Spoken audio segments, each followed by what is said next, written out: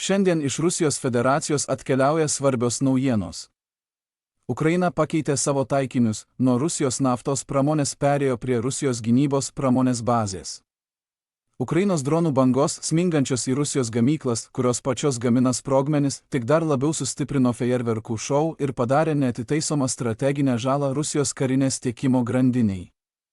Neseniai Ukraina surengė reikšmingą smūgį, nutaikytą į Rusijos sprogmenų gamybos pajėgumus Svedolo gamykloje Zinske. 2 dronai pataikė į atskirus cechus, atsakingus už TNT, RDX ir HIMARS sprogmenų gamybą bei artilerijos amunicijos surinkimą Rusijos artilerijos sistemoms. Nepaisant to, kad gamyklą saugojo 3 Puner oro gynybos sistemos, išdėstytos ant kalvų aplink gamyklą, visi Ukrainos dronai sėkmingai pasiekė savo taikinius, skrido žemai, kad išvengtų radarų aptikimo. Ši gamykla yra pagrindinė Rusijos aukštosios galios sprogmenų gamintoja, kasmet pagaminanti iki 6,000 tonų sprogmenų. Didelės kampanijos skirtos sumažinti Rusijos gebėjimą gaminti sprogmenis, dalimi Ukraina taip pat taikėsi į cheminės gamyklas, tokias kaip Apetite cheminė gamykla Čiurapovece. Ukrainos dronai pataikė į aukštos slėgio sieros rūgšties vamzdyną, apgadino Amone 3 kompleksą, kuris gamina azoto pagrindų sukurtus produktus. Vėlesnio smūgio metu toje pačioje gamykloje buvo pastebėti gaisrai 2 iš 3 gamybos padalinių, o tai pakenkė amoniako saugojimo infrastruktūrai. Ši vieta sudaro apie 10% Rusijos amoniako produkcijos, tai itin svarbi bazinė sudedamoji dalis visiems įprastiniams sprogmenims, tokiems kaip artilerijos sviediniai, raketos, bombos ir minos. Be to, Ukrainos dronai taikėsi į Force agrocheminę gamyklą Čiurapovece, kaip patvirtina geolokuota vaizdo medžiaga. Būdama viena didžiausių Rusijos trąšų gamintojų, ši įmonė per metus gali pagaminti daugiau nei 8 milijonus tonų produkcijos ir sudaro dar apie 10% šalies amoniako gamybos, tad iš viso sunaikinta jau daugiau nei 1/5 šios produkcijos. Kitos operacijos metu Ukrainos Luti kamikaze bepiločiai smogė Prochemicel gamyklai Steritamage, maždaug už 1,400 km nuo Ukrainos. Ši gamykla gamina aviacinį kurą, žibalo priedus ir vienintelį šalyje sintetinį kaučiuką. Ji atsakinga už iki 25% Rusijos izopreno kaučiuko gamybos, medžiagos, plačiai naudojamos gaminant guminės vikšrinės grandinės tankams ir kitiems sunkiems kariniams automobiliams.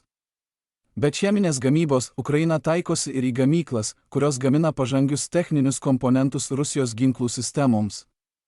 Vienas iš ryškesnių smūgių buvo suduotas VNR Progress gamyklai Čbokariuose.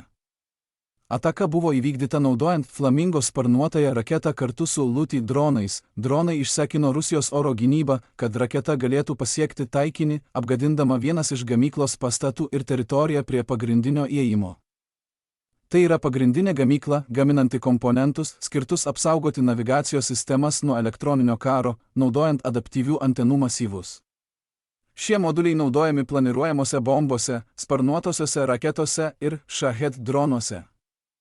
Kitos operacijos metu Ukrainos pajėgos smogė Stella elektromechaniniai gamyklai Suskoje. Ataka sunaikino 2 cechus ir sukėlė gaisrą, kuris išplito maždaug 250 m2 plote, padarydamas didelę žalą. Ši gamykla gamina radarų įrangą, transformatorius ir kitus elektroninius komponentus, naudojamus visoje Rusijos gynybos, aviacijos ir platesnėje elektronikos pramonėje. Po to, kai buvo sunaikintos didžiausios cheminės gamyklos ir komponentų fabrikai, Ukraina toliau susitelkė į objektus, kuriuose gaminamos pačios galutinės karinės sistemos.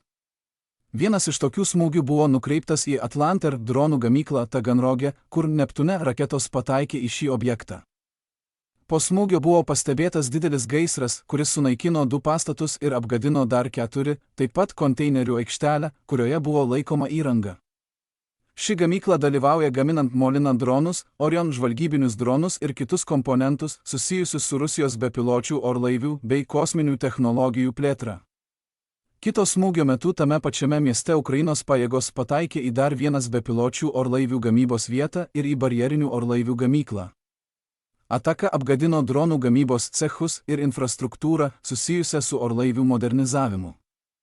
Ši gamykla specializuojasi amfibinių orlaivių, naudojamų kovai su Ukrainos jūrų dronais, bei specializuotų aviacijos sistemų, tokių kaip Avas platformos ir 295 strateginiai bombonešiai, naudojami paleisti sparnuotųjų raketų atakas prieš Ukrainos miestus, kūrime, serijinėje gamyboje, remonte ir modernizavime.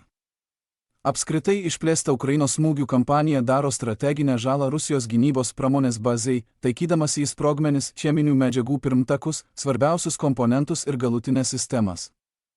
Šis tiekimo grandinės sutrikdymas riboja amunicijos gamybą, mažina raketų ir dronų gamybos tempus bei sukuria kliūtis visoje Rusijos karinės tiekimo grandinėje.